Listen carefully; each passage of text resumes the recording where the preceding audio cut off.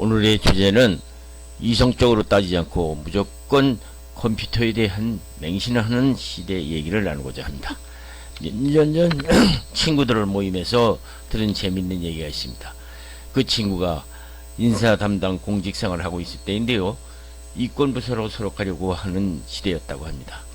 그래서 인사 배치 발령 때만 되면 곧 인사 발령 후에 공정치 못하다고 여기저기서 말이 많았는데, 인사 발령이 공정하다고 해명하려고 해도 말썽이 많자 고민 끝에 다음날 불평하는 직원들을 모아놓고 이번 인사는 컴퓨터에 의해서 공정히 인사 발령을 했으니 이러쿵저러쿵 하지 말라고 하고 해결했다는 얘기를 들은 적이 있습니다.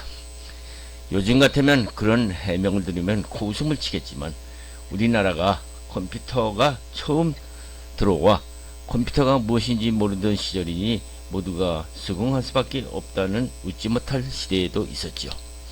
그렇습니다. 컴퓨터는 만능에 가까운 정보 처리의 능력을 갖고 있습니다.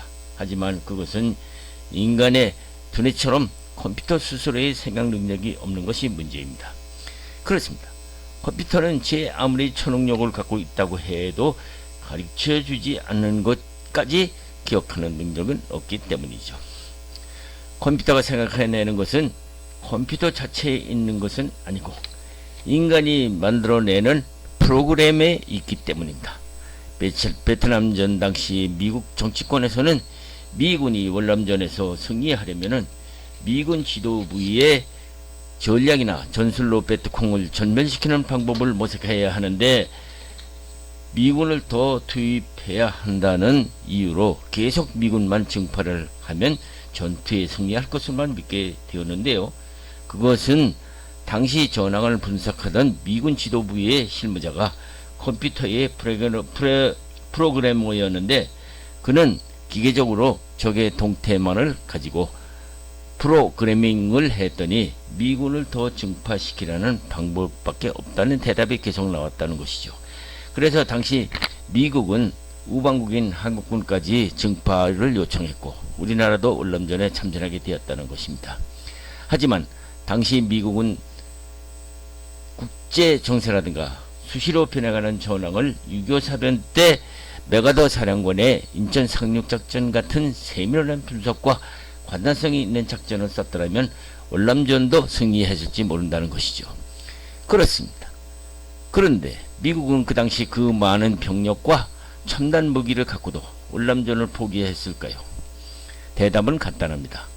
컴퓨터 프로그래머 머리가 아니라 메가더 장군 같은 머리가 없었기 때문이죠. 그렇습니다.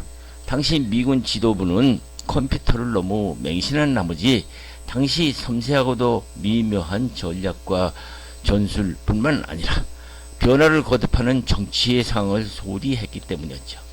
컴퓨터는 그걸까지 영감으로 처리할 능력이 없었던 것이죠. 그렇습니다.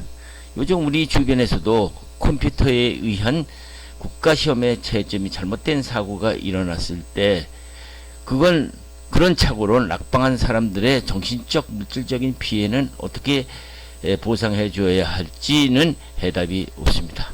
역시 프로그램을 맡은 인간의 착오에서 비롯된 사고인데도 출제자들은 컴퓨터가 처리했는데 무슨 소리냐고 하는 것이죠. 인간이 컴퓨터를 통해서 인간을 학대하는 비극은 실로 웃을 수도 없는 희극이 되어버린 것이죠. 이제 우리는 너무나 일상화되어 있는 컴퓨터의 만능 시대를 되돌아볼 시대가 온 것이 아닐까요?